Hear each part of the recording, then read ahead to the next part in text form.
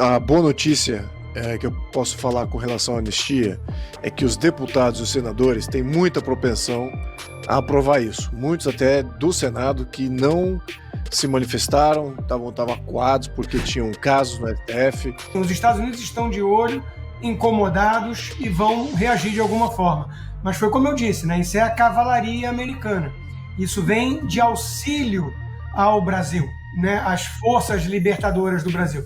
Olá pessoal, sejam bem-vindos. O meu nome é Bruno. Se você gosta e apoia o nosso conteúdo, então deixa o seu like e inscreva-se no canal.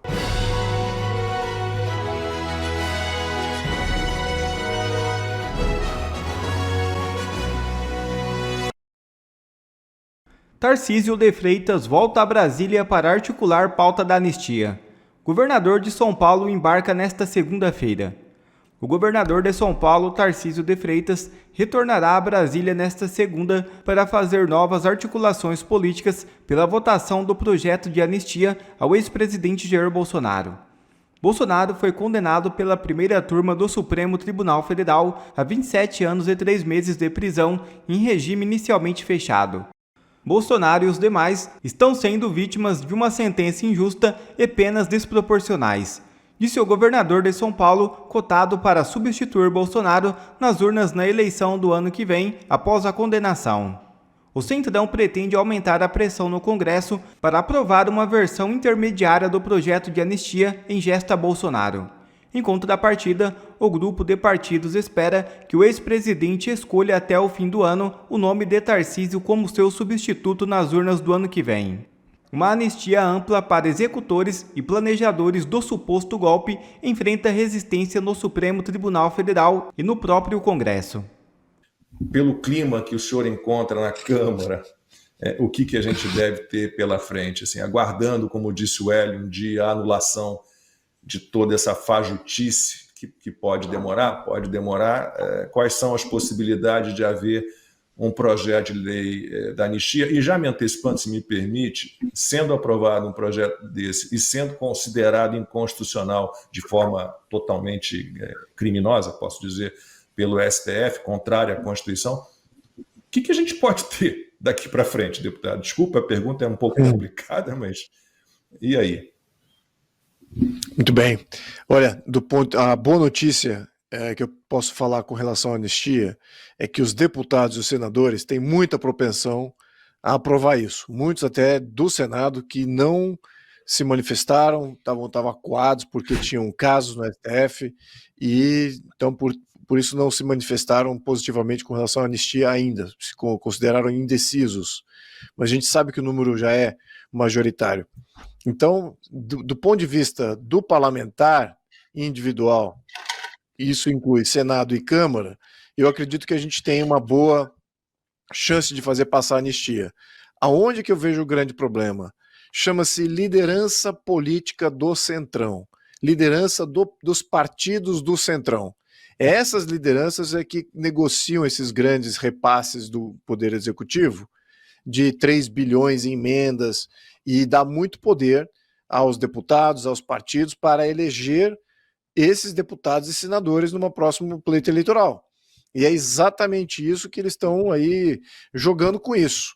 E se por acaso houver uma dissidência dos deputados e senadores, aí você pode até imaginar qual vai ser a postura do líder do Centrão. Então você não recebe uma parcela aqui que seria destinada à sua reeleição, você vai receber menos.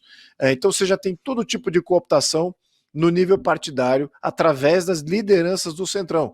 Se é para ter que apontar os canhões aqui do ativismo, temos que expor essas lideranças do Centrão. Estou vendo eu falando dos líderes do Centrão, eu não vejo um deputado, um senador falando lá das lideranças do PMDB, do PSD, do Republicanos, do Podemos, todos eles.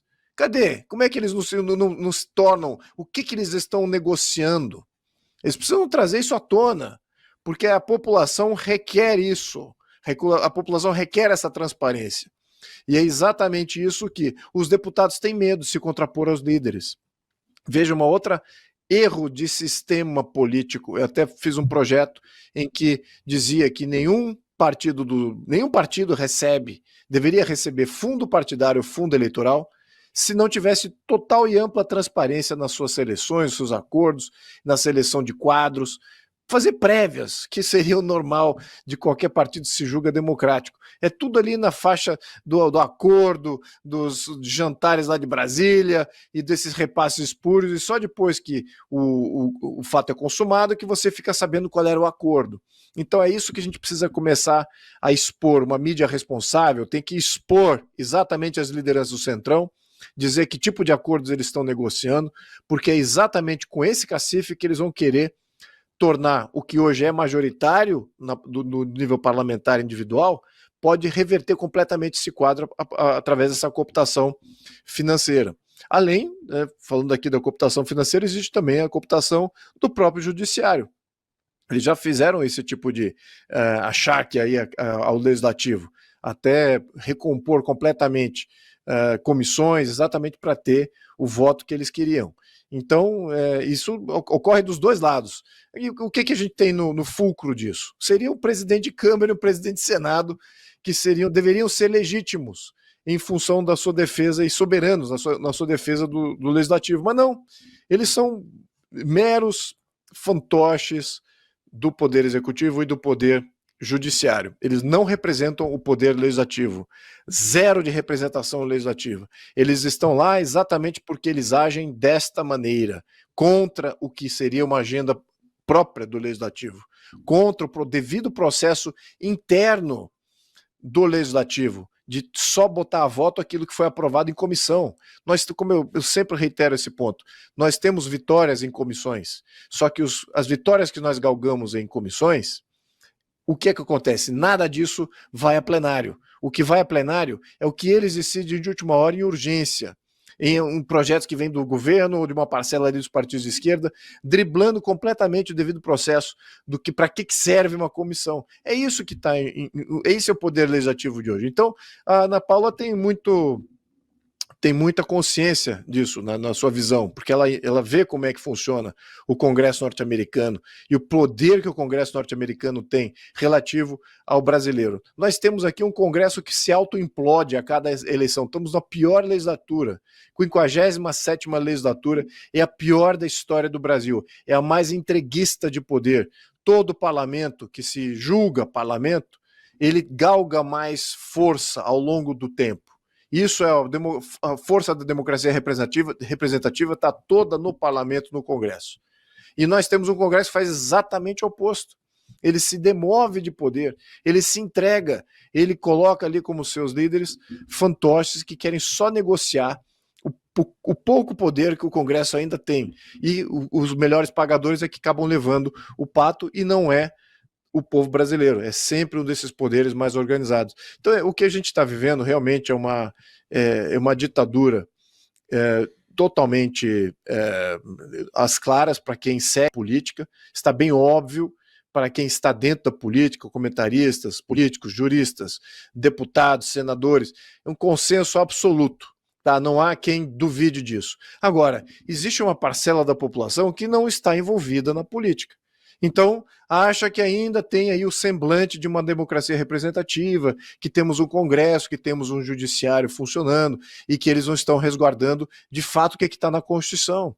E nós estamos vendo exatamente eu diria que é a tempestade perfeita para você criar um véu que encobre uma ditadura muito podre, calcada nem sequer em ideologia, é calcada em corrupção, é calcada em poder econômico e poder político do melhor pagador.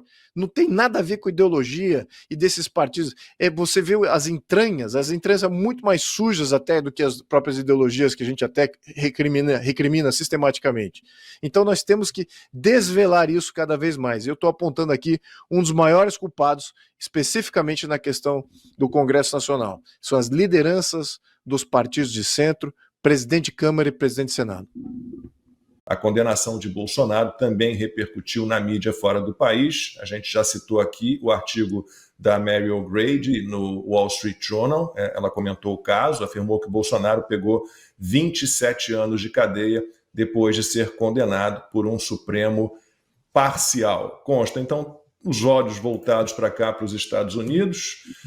Mas claro que a gente sabe, depois acho que o Hélio Beltrão e deputado vão poder comentar, a gente precisa de um movimento doméstico interno também, ainda que seja necessário, infelizmente.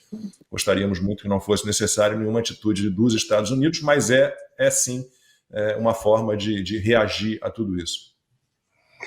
O tom deles foi muito incisivo, né? Principalmente do Marco Rubio, né? A embaixada também publicou a mensagem do Landau número 2, que foi muito forte. Então, assim, os Estados Unidos estão de olho, incomodados e vão reagir de alguma forma. Mas foi como eu disse, né? Isso é a cavalaria americana. Isso vem de auxílio ao Brasil, né? Às forças libertadoras do Brasil. Mas cabe ao Brasil fazer a sua parte, né? Não podemos achar que vamos ficar de braços cruzados e vai vir aí um salvador da pátria de fora, né? Isso seria muita ingenuidade. Nós temos um superchat aí que provocou uma reflexão interessante, que eu acho que seria interessante jogar para o deputado, né? Porque questiona se o caminho é mesmo a anistia, que vai ser anulada, né? Ou se o caminho é o impeachment do ministro Alexandre de Moraes. Eu acho que essa é uma provocação interessante. E, de novo, né? Os nossos representantes eleitos precisam mostrar a que vieram, né? Precisam fazer a sua parte agora. Porque está difícil, a gente sabe que tem um clima de perseguição, ano que vem é eleição, tem muita gente pensando em eleição, mas se partirem da premissa de que haverá eleição normal, né, que existe uma normalidade institucional no país, vão bater com burro na água, né? Porque, veja, perseguiram nas últimas eleições a direita já, caçaram alguns mandatos e proibiram as pessoas de falarem duelo do Lula com ditadores. Imagina como é que vai ser em 2026. Então, nós não podemos ficar apostando nisso. Ainda falta muito tempo para a eleição. Então, o Marcelo Franco faz uma provocação legítima que eu queria jogar para o deputado, né? O que ele pensa disso. Porque, realmente, será que a anistia é uma canoa furada? Será que o caminho é a nulidade dos processos e o impeachment do ministro Alexandre de Moraes? Com a palavra, o deputado.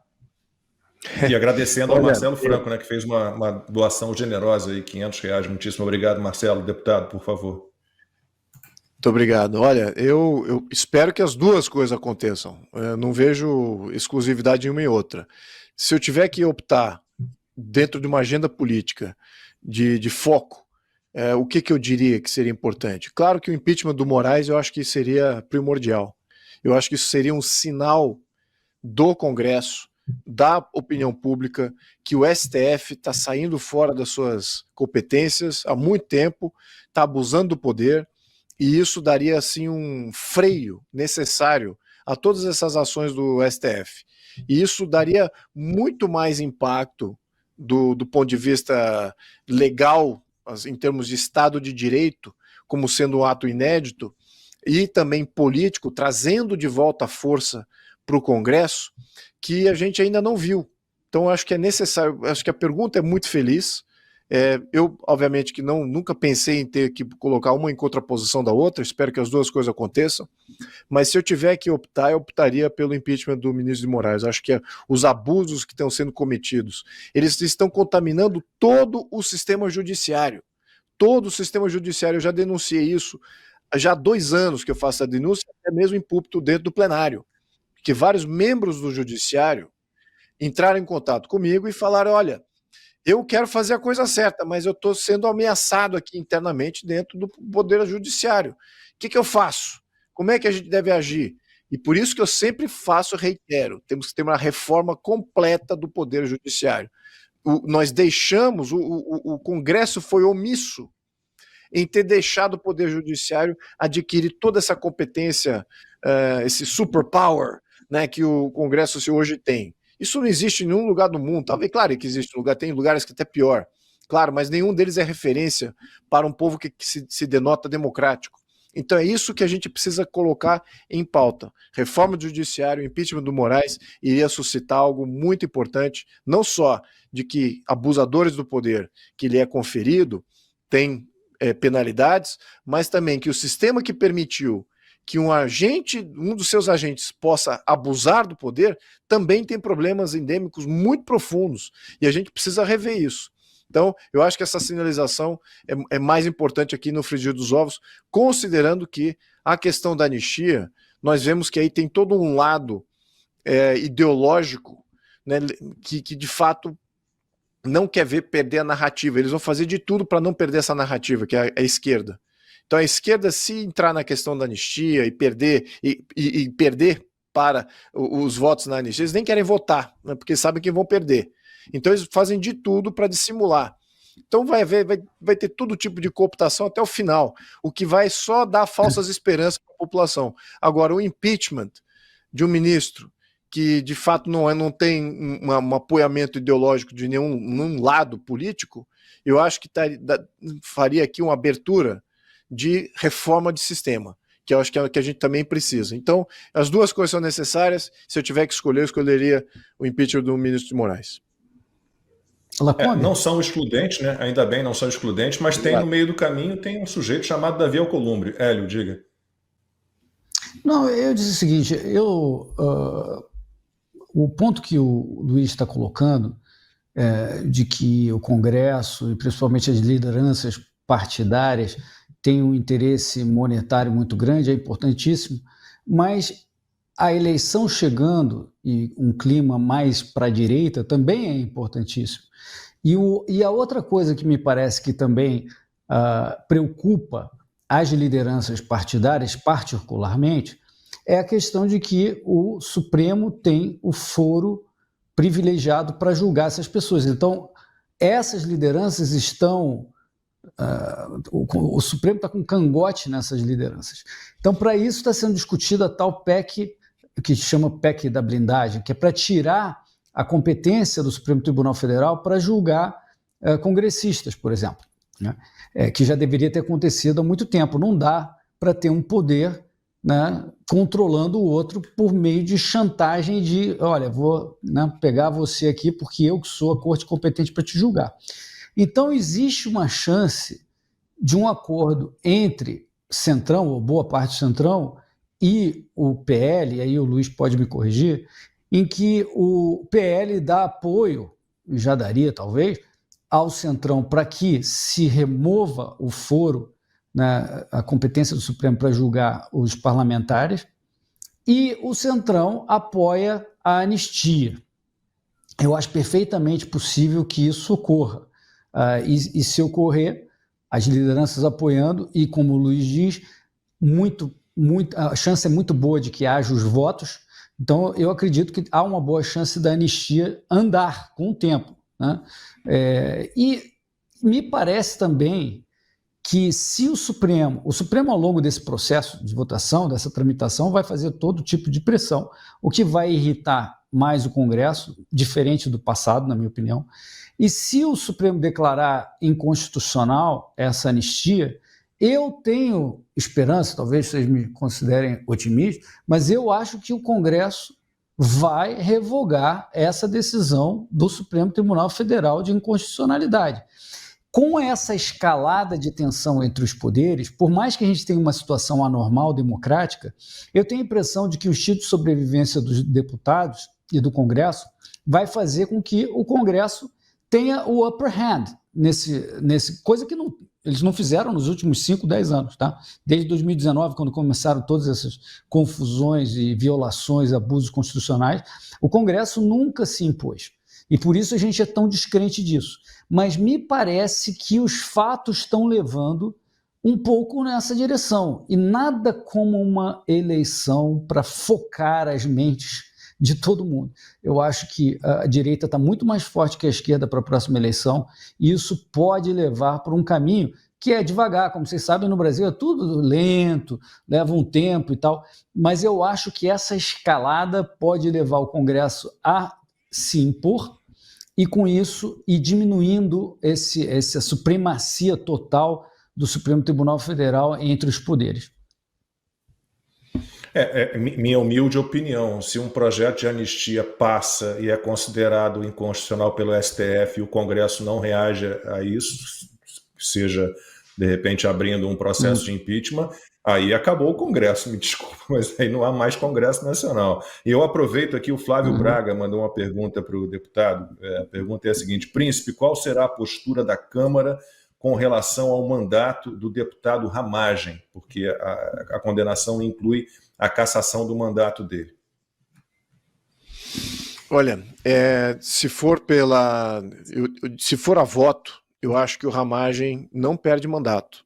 Tá? Se for a voto, o Ramagem não perde mandato. Então, acho que a gente tem que chamar de volta essa prerrogativa do Congresso Nacional. Claro que você tem uma parcela que é desproporcional, e é pequena, mas ela é desproporcional, que é a parcela do governo. A parcela do governo, ela tem o quê? Tem uma minoria na Câmara, que é de 100, 120 deputados, mais o presidente de Câmara. O presidente de Câmara está no colo do governo.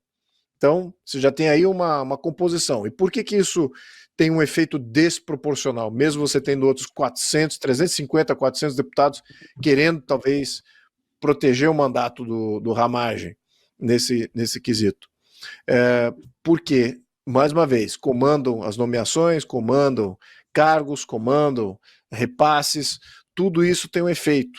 Então, esse comando desproporcional e essa vinculação que você tem do presidente de Câmara na dependência do orçamento que está na mão do executivo e fica um fazendo achar que negociação com o outro, não importa o tema, isso é invariável. Eu já até pontuei isso, a questão da anistia, um tempo atrás, em que eu vi deputado falando que não ia dar voto para anistia, porque não estava garantido nomeação de cargo e nomeação para isso, para aquilo.